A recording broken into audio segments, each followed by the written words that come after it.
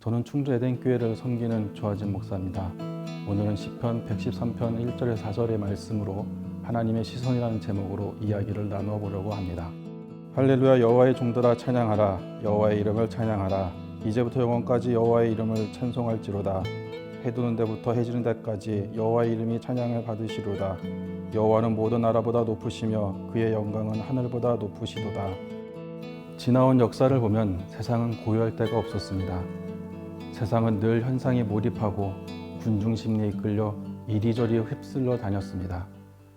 지금 살고 있는 시대는 또 어떻습니까? 온통 죄악으로 가득 찬 시대입니다. 불법이 만연하고 거짓이 난무합니다.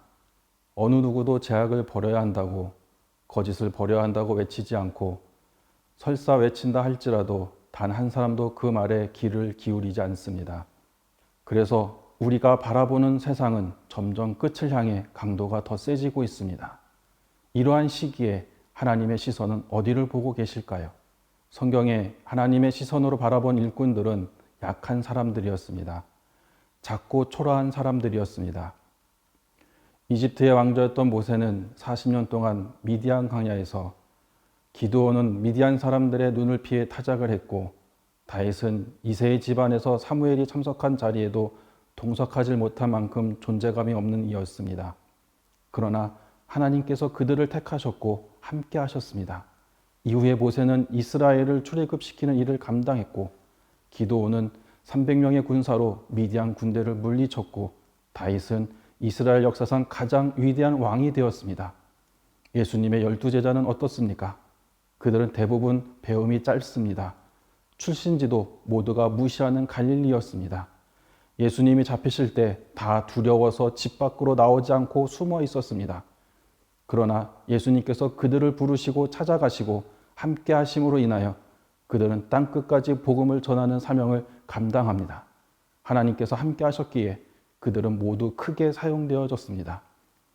하나님이 함께 하시면 자신의 능력이 아니라 하나님의 능력으로 일하기 때문입니다. 나의 시선이 향하고 있는 곳을 이제는 하나님의 시선으로 보아야 합니다.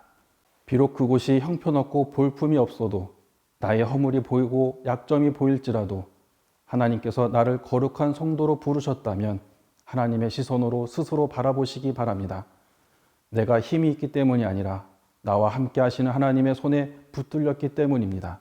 능력의 하나님, 권능의 하나님께서 나와 함께 하시는데 감당하지 못할 일이 어디 있겠습니까?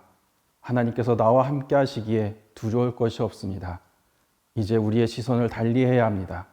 모든 것은 보는 각도에 따라 달리 보입니다. 어떤 각도에서 보면 아름다운 것도 다른 각도에서 보면 볼품없게 보일 수 있습니다. 사람도 마찬가지입니다. 보는 시각에 따라서 아름다운 하나님의 사람으로 볼 수도 있고 형편없는 사람으로 볼 수도 있습니다. 내 눈이 아닌 하나님의 눈으로 나 자신을 바라보시기 바랍니다. 그러면 지금을 비록 작고 부족한 것이 많을지라도 내 안에서 그리스도의 모습을 볼 수 있을 것입니다.